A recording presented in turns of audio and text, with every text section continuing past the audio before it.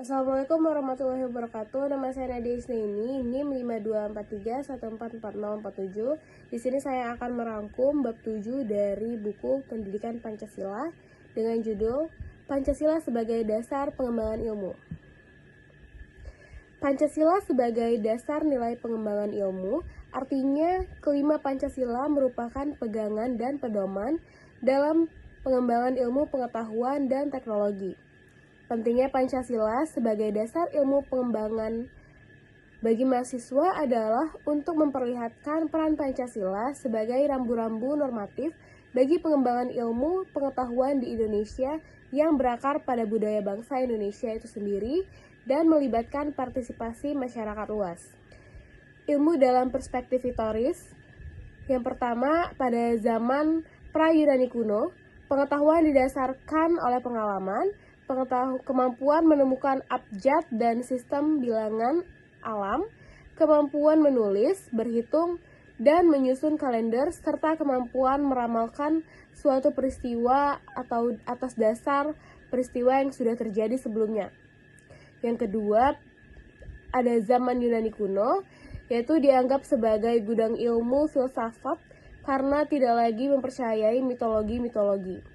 Yang ketiga, zaman abad pertengahan, di mana aktivitas ilmiah terkait dengan aktivitas keagamaan.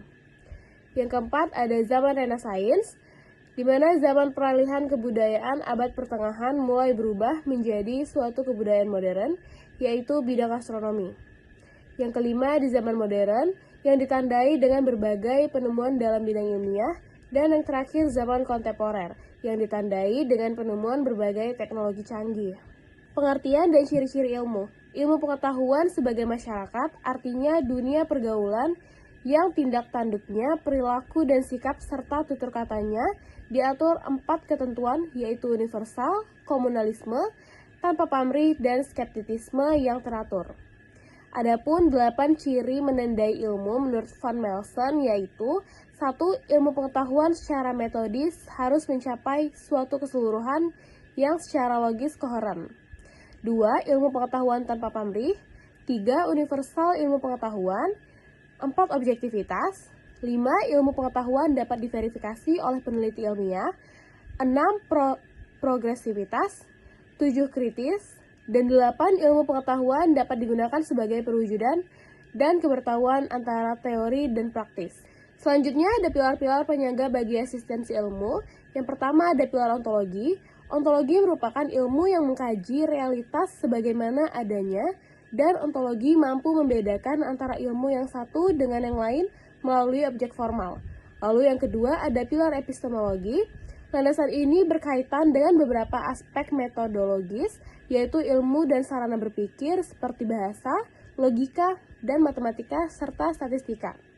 Dan yang terakhir ada pilar aksiologi yang berkaitan dengan problematika pertimbangan nilai, seperti etis, moral, dan juga religius dalam setiap penemuan, penerapan, atau pengembangan ilmu. Yang terakhir, visi ilmu di Indonesia.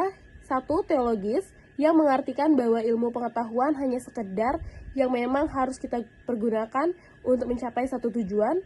2. Etis, yang mengartikan bahwa ilmu pengetahuan harus kita operasionalkan untuk meningkatkan harkat dan martabat manusia.